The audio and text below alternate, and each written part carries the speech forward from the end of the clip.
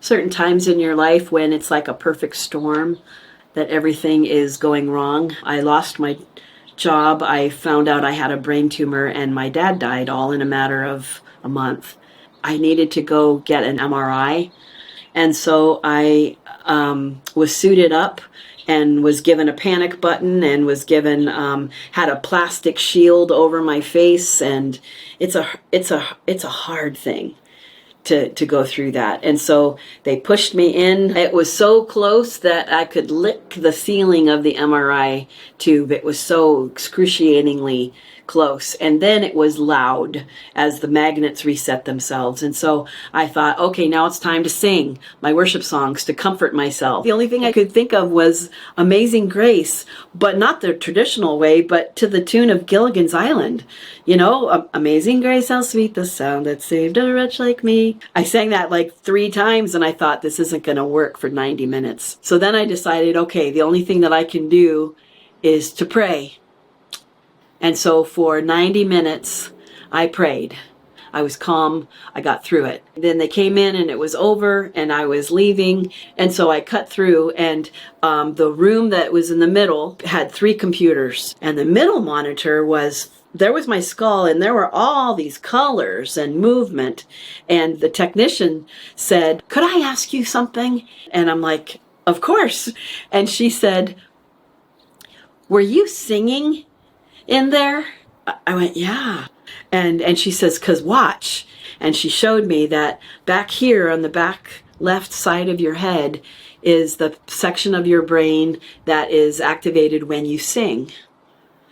And then she said, "Were you praying?" And I said, "Yeah." I said, "How do you know that?" And she said, "Because then all the activity went from the back to the front right, which is your communication center of your brain."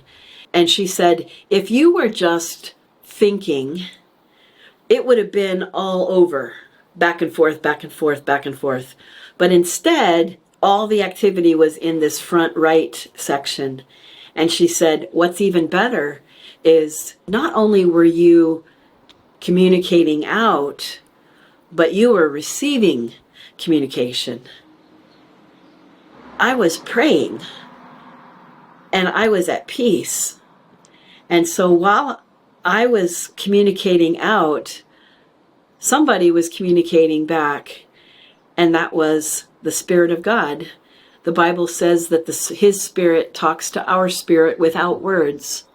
And so without my even knowing it, the Spirit was comforting me in one of the hardest moments of my life, when I was frightened and worried and scared about what they would find and what would I do afterwards. But instead, His Spirit was telling me it's okay. And so when the technician told me that, I thought, I'm never going to be afraid again.